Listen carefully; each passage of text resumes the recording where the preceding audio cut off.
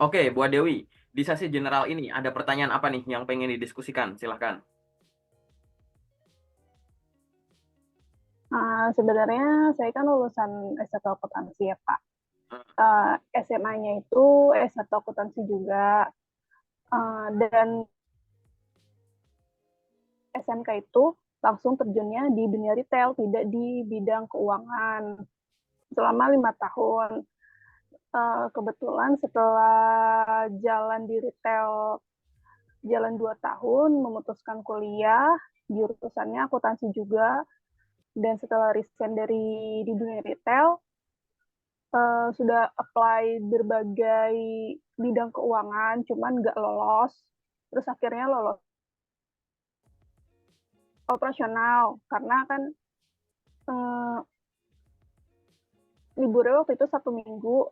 Lalu saya terima setelah jalan 1 tahun, lulus tahun 2023, saya memutuskan ingin resign. Dan pengen masuk ke dunia keuangan itu sangat sulit, karena walaupun background saya di kuliahnya akuntansi, tapi kebanyakan perusahaan minimalnya 1 tahun pengalaman. Padahal kebanyakan ada keterangannya fresh graduate, silakan apply. Tapi itu nggak lolos. Hampir semua platform itu saya daftar, saya apply. Jadi, sertifikat relevan pun seperti kayak brevet, skill pajak, itu saya punya Pak, dari kuliah. Jadi agak bingung sih Pak, gimana masuk dari operasional dan retail ke dunia keuangan. Oke, kamu rata-rata ngirim lamaran per hari berapa banyak? Rata-rata. Rata-rata sehari 20, 15. Oke, apakah sekarang statusnya masih bekerja? Statusnya saat ini masih bekerja, Pak. Di bidang Masih apa? kontrak. Bagian operasional. Operasional. Oke, nih ya, aku pengen ini kesimpulan. Nanti aku jelasin, tapi aku jelasin kesimpulan. Di dalam pergerakanmu, kamu jangan bergerak dengan sudut pandang ini. Saya adalah lulusan accounting, tapi tanpa pengalaman accounting. Saya lulusan SMK accounting, S1 accounting, tapi pengalaman saya operasional dan retail 5 tahun lagi. Kamu jangan bergerak dengan sudut pandang itu. Kamu harus bergerak dengan sudut pandang ini. Saya lulusan accounting, saya belajar teori accounting dari SMK sampai kuliah. Kelebihan saya dibandingkan dengan accounting lain adalah saya paham operasional, saya paham administrasi, saya paham hal-hal yang berkaitan dengan retail. Bahasa lainnya, saya adalah seorang yang menguasai bidang accounting yang dibekali bidang retail dan lain-lain, gitu. Jadi jangan melihat accounting itu sebagai kelemahan. Harusnya tuh kamu ngejualnya adalah saya orang accounting yang Sambil paham izin dan catat ya, menguasai Pak. bidang ini. Gitu. Sudut pandangnya tuh itu dulu. Gitu. Karena case kayak kamu ini aku banyak menemui, gitu. Jadi santai aja gitu. Uh, Banyak teman-teman yang lulus SMK atau SMA lanjut kerja dulu. Biasanya teman-teman di kawasan industri, di pabrik-pabrik tuh dari Cirebon, Majalengka, Cimahi, Bandung, terus ke barat gitu sampai nanti ke daerah Serang sana. Jadi sama gitu. Kak, aku udah kerja jadi bagian operator produksi, aku jadi operator. Aku kuliah jurusan komunikasi. Tapi kok susah ya aku sekarang ininya milihnya gitu. Karena udah terlanjur pengalamanku operator banyak loh. Jangan gitu. Kamu harus merubah basic mindsetnya. Jadi inti obrolanku ke depan itu harus ini. Oke, aku ulang lagi ya sekali lagi. Jangan berpikiran saya adalah seorang yang jago di bidang accounting teorinya saja karena prakteknya saya di bidang operasional dan lain-lain. Tapi kamu harus mikirnya adalah saya adalah seorang yang menguasai bidang accounting, berdasarkan apa praktek saya di magang dan pengalaman kerja. Saya orang accounting yang dibekali dengan kemampuan administrasi dan operasional. Kalau perlu malah saya adalah seorang accounting yang dibekali kemampuan administrasi, HR, sales dan marketing dan operasional. Malah lengkap kayak begitu. Gitu. Bahasa simpelnya saya adalah orang accounting yang menguasai ilmu departemen lain. Karena kamu udah menjabat banyak, gitu. Nggak mungkin kamu ibaratnya disebut 5 tahun, nanti aku coba lihat ini ya, lihat CV-mu, pasti udah 5 tahun itu pasti mungkin udah jadi store leader atau asisten store leader, mungkin koordinator atau apapun itu. Kamu udah nggak mungkin di bidang operasional aja. Kan artinya kamu udah ngelit gitu. Kamu adalah seorang accounting yang punya unsur leadership. Ibaratnya gini, misalkan kamu seorang store leader itu kan nggak cuma jago accounting. Dia accounting harus jago, betul. Sales dan marketing juga harus jago. Ini juga harus jago. Kalau nggak, gimana dia mimpin store? Gitu. Kepala cabang gitu. Emang kepala cabang jagonya cuma mimpin? Enggak. Dia sales juga harus paham. Finance paham.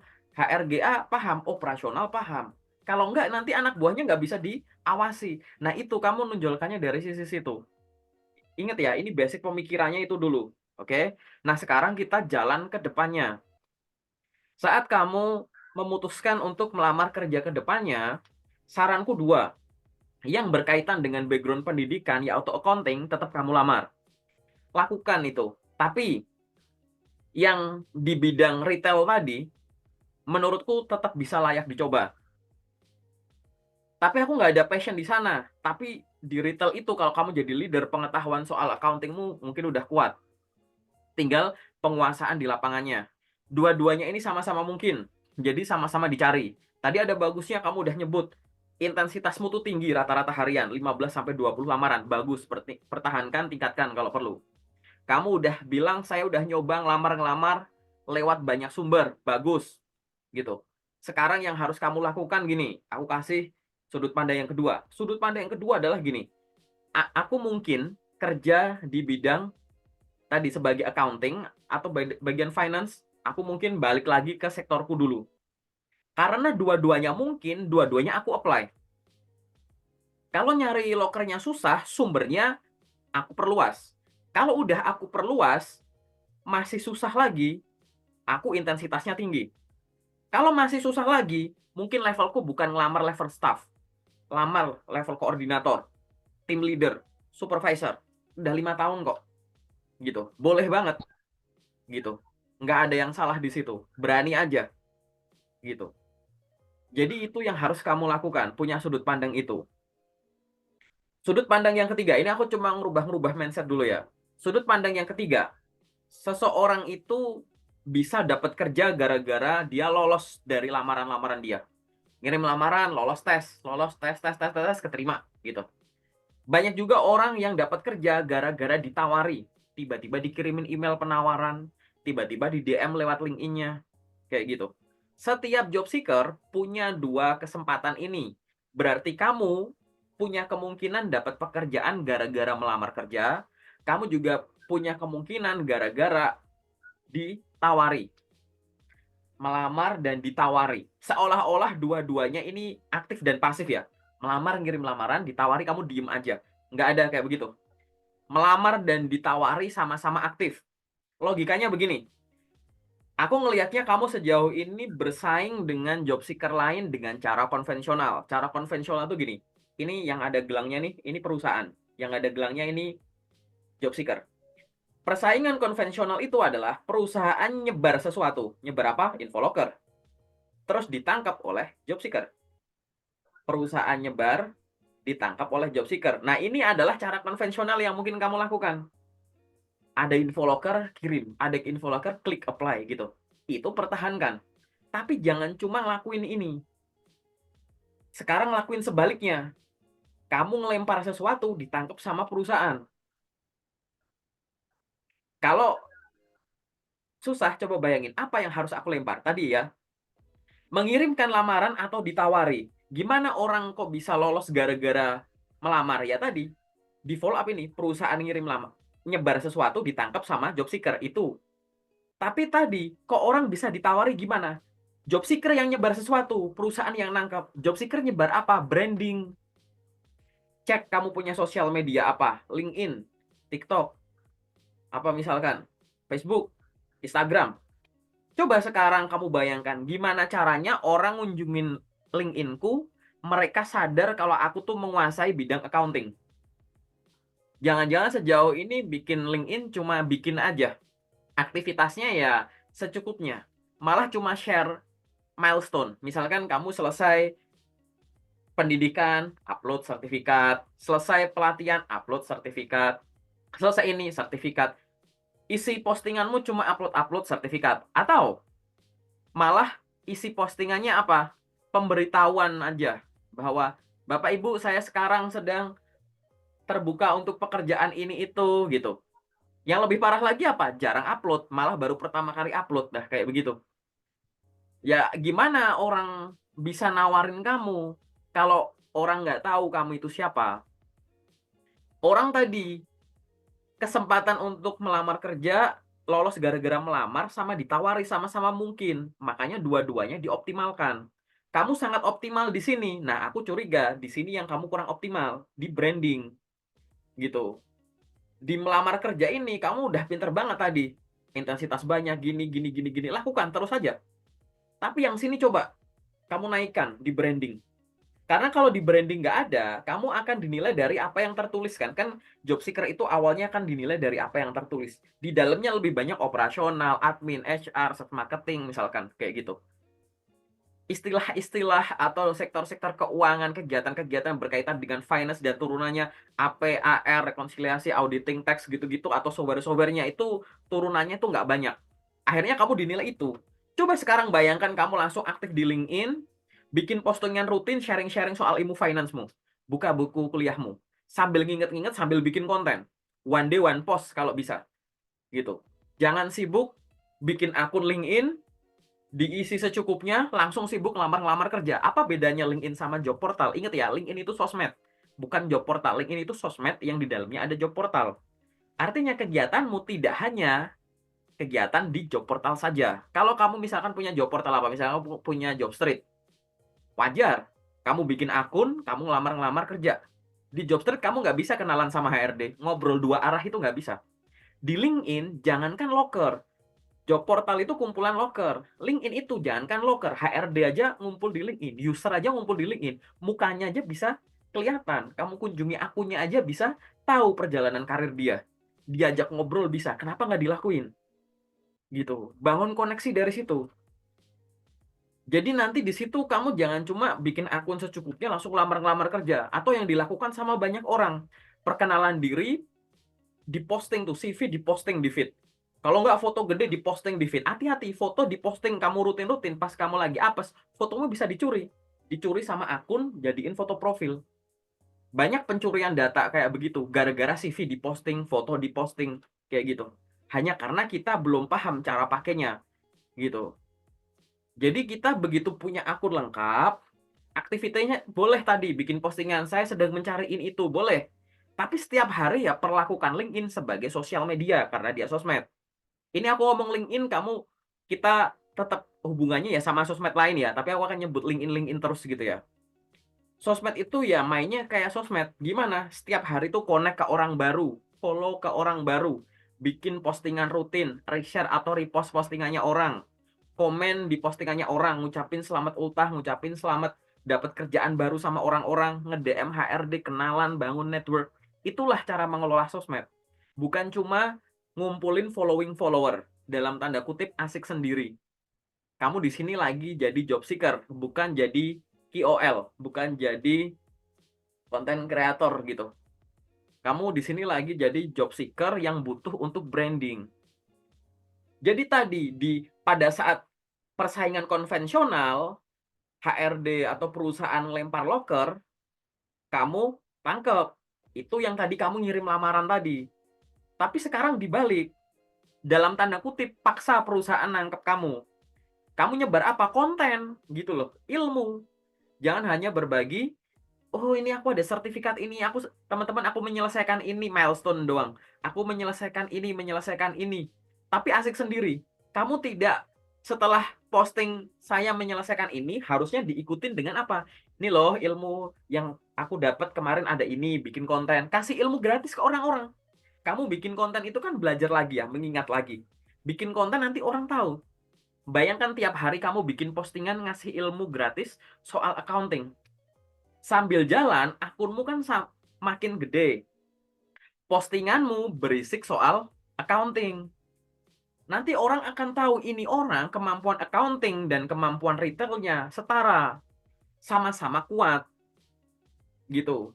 Bahkan nanti kalau misalkan di interview, sampai diundang interview, ditanya, lo pengalaman kamu kan kebanyakan jadi staff operasional, kenapa kamu malah pengen ngelamar sebagai accounting? Kamu bilang saja bahwa saya menapaki dunia profesional dengan pendidikan di bidang accounting sejak saya SMK sama dengan saya kuliah. Selama periode itu juga, saya juga menempa ilmu saya dan pengalaman saya di bidang operasional dengan bekerja di retail selama 5 tahun. Setelah saya menyelesaikan pendidikan saya tadi, saat ini saya menyadari saya menguasai dua kekuatan besar, yaitu accounting dan operasional. Saya sekarang memiliki rencana karir ke depan untuk menggunakan kemampuan accounting saya untuk berkarir, di mana kelebihan saya tidak hanya menguasai bidang accounting, tapi saya juga memiliki kemampuan yang kuat di bidang ini. Sehingga nantinya kalau diperlukan di dunia kerja itu dapat diaplikasikan gitu. Jadi bukan masalah, lo ini kan kamu ini ya, tapi yang accounting cuma teori-teori aja kerjanya belum gitu. Kamu ya harus bilang, ibaratnya kamu bilang, ya kan aku punya ini sama punya ini, terserah aku dong mau pakai yang mana ke depan gitu bahasanya. Kan ini sama-sama bagus, aku punya ini handphoneku dua nih, terserah dong aku mau pakai ini atau pakai ini gitu. Jangan sampai bingung kayak, kan kamu punya dua handphone nih, yang ini sering kamu pakai, yang ini enggak. Kenapa sekarang kepengen pakai ini gitu?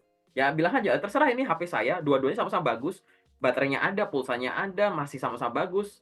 Saya pengen ke depan, saya pengen pakai yang ini. Nanti kalau yang ini saya nggak mampu, saya punya supporting dari HP satunya gitu. Sudut pandangmu tuh harus selalu begitu. Nah, setiap harinya artinya apa? Kamu harus sibuk melamar kerja dan branding. Misalkan kamu apply gitu, pagi sampai sore, udah nggak apa-apa.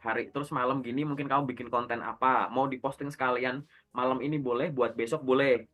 Kalau nggak bisa tiap hari di LinkedIn, mungkin 2 hari sekali. Hari ini bikin kontennya, besok postingnya gitu. Terus gitu. Kalau nggak ada ilmunya, cari di Google. Ide postingan di LinkedIn gitu. Ide branding di LinkedIn sebagai job seeker. Sebenarnya cuma sharing ilmu yang kamu bisa dan terbiasa. Kamu buka buku mata kuliahmu, buka halaman 1 sampai 10. Dari 10 halaman ini kamu bisa punya ide bikin konten apa. Bikin yang simple gitu, nggak harus desainnya yang susah. Mungkin cuma kata-kata doang, atau nanti ada kata-kata, caption aja, nanti ada hashtagnya, terus ada lampiran apa poster. Jadi udah yang dipersimple gitu. Kayak ibaratnya tuh dari buku halaman 1 sampai 10 itu ilmunya apa. Terus kamu dalam tanda kutip bikin satu halaman slide PPT gitu loh kan. Ibaratnya kan begitu. Ini jadiin satu slide. Nah, slide-nya ini, satu slide ini kan jadiin PDF tuh, jadiin gambar. Ya udah lampirin di LinkedIn gitu. Jadi ada caption, gambarnya ini gitu. Kamu bisa kunjungi banyak akun-akun gede gitu. Akunnya orang-orang hebat di LinkedIn. Mereka kalau bikin postingan gimana? Amati, tiru, modifikasi. Disesuaikan. Mereka sharing-sharing karena mereka udah jadi profesional. Sekarang kamu sharing-sharing sebagai seorang profesional dan job seeker. Harus gimana? Jadi kesempatan tadi menurutku bukannya kamu susah, tapi kurang imbang aja di keduanya. Gitu. Terlepas dari faktor eksternal ya. Karena kalau kayak, wah tapi kan HRD gini, tapi ini gini. Ya, itu balik lagi gitu kan. Itu. Jadi itu yang ibaratnya kita kontrol dari diri kita dulu kan, yang bisa dikontrol kan diri kita dulu. Kita kontrol diri kita dulu deh, dibenerin di kitanya dulu deh. Gitu. Dari sisi mindset, dari sisi cara main sosmednya gampang. Gimana caranya orang ngunjungin TikTokku isinya nanti konten-konten soal accounting. Orang ngunjungin IG ku isinya konten-konten soal accounting. Gitu. Jadi buat nonjolin tuh warna accountingmu gitu. Kalau enggak kan nggak ada yang tahu. Kalau kamu bikin konten rutin, kamu maksa orang untuk lihat. Kalau kamu tiap hari bikin postingan, mungkin sama orang diabaikan dulu. Sekali, 2 kali, 3 kali. Lama-lama dia kan akan membaca namamu. Ini orang namanya kok muncul mulu di LinkedIn. Dikunjungilah nanti, bisa di-review. Nah, nanti di sesi kedua aku lihat apakah LinkedIn-mu udah selengkap itu, udah sebanyak itu. Atau jangan-jangan baru bikin, baru aktif, nggak pernah bikin postingan gitu. Atau baru postingan sertifikat-sertifikat. Atau mungkin baru perkenalan diri gitu-gitu. Ya jelas lah gitu. Belum berguna lah di situlah gitu. Gitu. Ini bukan masalah kesalahan ada pengalamanmu tadi, itu harusnya malah jadi nilai plusmu. Apa kelebihan Anda sebagai seorang staf accounting dibandingkan kandidat lain? Ya, kamu bisa bilang dua. Saya memiliki pengetahuan dan pengalaman yang kuat dikarenakan periode belajar saya itu sejak SMK. Yang kedua, saya belajar secara mandiri accounting dengan misalkan mengikuti kursus ini, nonton channel YouTube ini dan ini. Dan yang ketiga, saya selama kuliah accounting, saya bekerja di bidang atau di posisi di luar accounting. Sehingga saya merupakan seorang lulusan yang menguasai bidang accounting yang didukung dengan keterampilan di bidang administrasi, operasional, dan sales dan marketing, misalkan gitu. Itu kan jadi menarik sekali gitu. Ibaratnya perusahaan ibaratnya gini, ngasih gaji sama ke kamu sama ke orang, bedanya dia aku gaji bisanya accounting. Kamu aku gaji accounting bisa, ini bisa, ini bisa, ini bisa gitu. Kalau untuk kualitas yang sama ya aku akan beli kamu gitu. Cuman kan ini harus dipromosiin dulu, orang nggak tahu kamu siapa.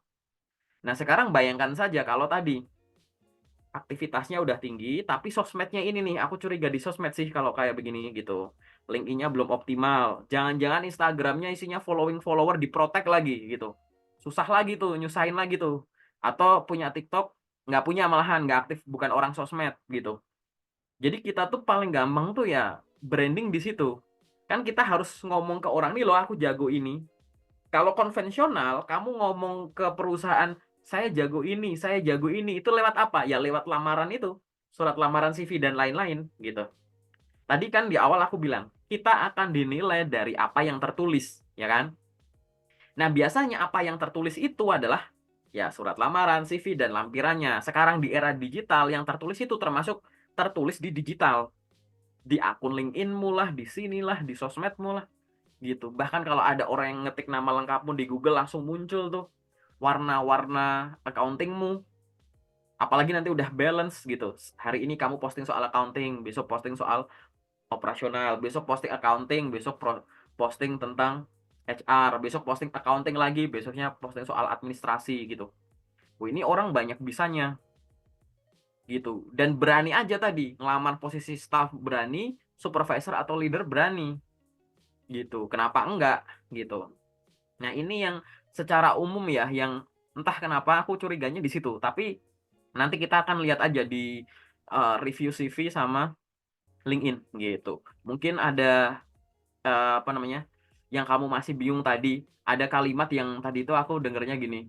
Padahal aku udah ngelampirin sertifikat-sertifikat yang relevan. Oke, sertifikat relevan oke. Dilampirin untuk memberitahu perusahaan. Tapi ilmu yang kamu peroleh di sertifikat itu di-share kemana? Kan nggak ada ibaratnya. Belum diposting di, kamu nggak ngelampirin di portofolio misalkan, atau kamu belum bikin konten-konten terkait dengan isi sertifikat itu. Kalau hari ini kamu menyelesaikan kursus bahasa Inggris, besok aku bikin pembelajaran gratis tuh soal belajar-belajar bahasa Inggris, entah itu soal TOEFL lah, atau persiapan rekrutmen CPNS, atau rekrutmen BUMN, atau rekrutmen apa, atau yang mau ngambil beasiswa ke luar negeri gitu. Sharing ilmunya itu. Nanti orang-orang otomatis akan ngumpul, kamu akan menjadi pusat perhatian. Nah, di antara orang yang kamu tarik di pusat perhatian itu pasti ada user, ada HRD. Gitu. Inti dari semuanya itu adalah memberitahu orang-orang itu. Ada orang loh sehebat saya yang nggak cuma dibekali kemampuan accounting, tapi operasional dan lain-lainnya juga kuat gitu. Dan menurutku itu yang masih bisa ditingkatkan. Dah, panjang banget ya gitu. Nanti biar kamu bisa dengerin ini lagi gitu. Aku puter-puter lagi karena biar kamu tuh terngiang. Jadi kata-kata kunci itu tuh muncul terus gitu. Mungkin ada tanggapan atau pertanyaan lain boleh. Mikrofonnya masih dipencet mute. Sama terakhir pas saya interview itu kayak ngomong ke HR itu masih per kalimat. Emang saya masih harus banyak belajar, udah searching atau belajar atau segala TikTok ya Pak. Kebanyakan kan sekarang TikTok. Jadi masih agak grogi, nervous, terus kayak gugup jadi blank gitu sih Pak per kalimatnya buat ngomong yang seharusnya udah disiapin malam. Tapi pas paginya interview itu malah beda hasilnya sama yang saya udah tulis atau udah saya inget pas malamnya gitu loh Pak. Oke. Ini aku sampaikan lagi kesalahan selanjutnya yang sering disampaikan oleh orang-orang. Satu, jangan pernah belajar apapun yang ada di depan mata. Sekarang kamu lagi struggle nih, ngirim-ngirim lamaran karena belum banyak yang ngundang tes. Gitu. Psikotes jarang. Ya jangan begitu. Sejak kamu memutuskan ngelamar kerja, kamu belajar sampai paling ujung. Sambil kamu sibuk lamar kerja, nanti kalau lolos ada apa? Psikotes, belajar psikotes. Walaupun belum ada undangan interview, belajar interview HR, belajar interview user. Belajar terkait dengan pertanyaan apa yang biasa muncul, gimana cara menjawabnya, apa yang boleh dan nggak boleh disampaikan. Role play, latihan ngomong sama temen. Habisnya itu ada apa lagi? Ada medical check up. Ya kamu nggak usah medical check up tiap hari, ruangin waktu atau rutin olahraga. Jangan sampai 2 hari lagi medical check up, sekarang tiba-tiba puasa, sekarang tiba-tiba makan sehat, minum air putih banyak gitu-gitu. Belum ada medical check up nggak apa-apa, itu dilakuin gitu. Terus nanti ada tanda tangan kontrak, sekarang pelajari isi kontrak kerja itu apa aja. Bedanya offering sama kontrak kerja apa yang harus ada di dalamnya, apa yang boleh dan nggak boleh ditanyakan, apa harus dilakukan. Terus apalagi ada onboarding karyawan, onboarding itu gimana. Nanti apalagi browsing lagi tentang nanti kalau kamu udah mulai kerja, ada probation. Gimana tips dan trik lolos probation. Itu dipelajari sejak awal. Bahkan kamu belum ada panggilan tes apapun. Jangan kamu belum ada panggilan tes, terpaku untuk apply terus, itu nggak dipelajari. Besok mau ada psikotes, sekarang baru cari-cari psikotes gimana ngerjainnya. Harusnya orang kalau mau psikotes, malamnya tuh tidur nyenyak, nggak ada belajar-belajar. Dia kalau mau belajar psikotes tuh belajar bukan cara ngerjainnya, interview juga sama. Tadi untung bagus nih, kamu menyebutkan kesalahan fatal yang sering dilakukan sama orang. Jangan pernah belajar interview dengan cara menghafal. Pertanyaan interview itu nggak bakal ada yang identik. Mungkin sama, tapi nggak identik. Mungkin maksudnya menanyakan hal yang sama, nanyain jam misalkan. Tapi beda kepala, beda bahasa. Kalau kamu pakai metode menghafal, pertanyaan berubah, kamu bingung. Karena menghafal, bukan memahami konsepnya. Tapi kalau paham konsepnya, bahasanya diputer-puter gimana pun, kamu paham inti pertanyaan itu, nanyain ini. Begitu. Jadi kalau belajar interview itu jangan dihafal. Boleh nggak belajar dari YouTube? Boleh. Boleh nggak baca dari artikel? Boleh. Boleh nggak belajar dari TikTok? Boleh. Tapi balik lagi. Aku tanya sama kamu, ada nggak orang yang browsing? Ini kamu ya, kamu browsing di YouTube, di TikTok, ada orang ngasih tips berenang di lautan gitu. Terus kamu udah nonton, terus besoknya kamu terjun ke laut. Bisa nggak kamu renang? Nggak bisa. Kamu browsing sekarang, cara lari maraton gitu. Oh, begini ya cara lari maraton. Tips lari maraton. Oh, gini, gini, gini, gini. Kamu nggak praktek, kamu nonton aja. Terus besoknya kamu lari tuh 40 kilo. Bisa nggak? Nggak bisa. Akan ada hal yang hanya dapat kamu kuasai saat kamu melakukannya. Masalahnya interview itu bukan telepati diem-dieman gitu. Interview itu ngomong, menyampaikan informasi. Jadi, sebanyak apapun kamu meluangkan waktu untuk belajar interview, jangan untuk menghafal. Seberapa lama pun kamu nongkrongin TikTok dan lain-lain, ya jangan lupa untuk praktek ngomong, role play, latihan ngomong. Sama siapa? Yang ngomong sendiri boleh, sama teman boleh, sama kamu punya tutor mentor boleh, sama aku boleh gitu. Latihan aja gitu. Itu yang harus dilakukan. Biar apa? Jangan sampai kamu kurang optimal gara-gara ngomongnya kurang bagus. Kamu cuma ngasih makan sini terus, nonton konten sana sini, tips sana sini. Berusaha mengingat dengan ingatan sini. Nanti kalau prakteknya nggak ngomong, nanti kasihan. Kamu ngomongnya itu kayak aku belibet ngomongnya. Kamu di sini tahu mau ngomong apa, tapi mulutmu ini nggak dilatih. Jadi mulut tidak bisa mengikuti kecepatan otak. Karena otaknya dikasih makan terus, dilatih terus, mulutnya enggak. Nah, itu. Jadi harus balance. Di dalam sini juga harus diisi benar. Riset soal posisi yang kamu lamar, riset soal perusahaan, riset soal pertanyaan yang biasa muncul dan tips dan triknya. Baca ulang CV dan dokumen pendukung itu harus ada di sini. Betul. Tapi prakteknya jangan lupa, latihan ekspresi nih. Gimana kalau ngomong tuh selalu senyum? Gimana eye contact kamu tuh selalu ngeliatin orangnya? Gimana kalau ngomong nih kayak aku gini nih, misalkan jangan goyang begini. Dari tadi aku ngomongnya udah gini-gini ya gitu. Ngomong itu kalau kamu lewat online nih, jangan cuma muka di sini doang. Kalau ngomong tuh bener-bener ada gesture tangan walaupun tangannya itu keluarnya cuma dikit-dikit. Gimana kamu latihan ngomong tanpa ada filler gitu. Nah, itu butuh praktek, butuh jam terbang gitu. Nah, di sini tadi kamu harus punya pembagian waktu yang semacam itu. Kok kayaknya sibuk ya? Ya nggak apa-apa, memang sibuknya di situ. Yang penting tadi jangan pernah menghafal. Karena ini tuh bukan interview itu bukan proses tor hafalan gitu. Karena interview itu pertanyaannya bukan yang template terserah HR sama user. Nanyanya apa? Kita harus terbiasa dengan banyaknya kemungkinan yang ada. Caranya apa? Berlatih. Kalau udah berlatih, pertanyaannya gimana pun, mau interviewnya 3 hari lagi, kayak dadakan besok, dadakan habis ini, nggak masalah. Gitu. Nah, itu adalah cara menghadapi interview dengan tidak pakai metode menghafal. Oke, paham ya poinnya di sini ya? Aku lanjut lagi. Tadi kamu curiga bahwa panggilanmu nggak banyak tentang posisi yang pengen kamu lamar. Tapi faktanya kamu ada yang sampai ngundang di interview. Artinya sebenarnya di luar sana itu masih ada perusahaan kok. Itu contoh kecil bukti. Ada perusahaan yang masih tertarik sama kamu. Buktinya masih ngundang di interview. Artinya apa? Tinggal intensitas ngelamarnya ditambah.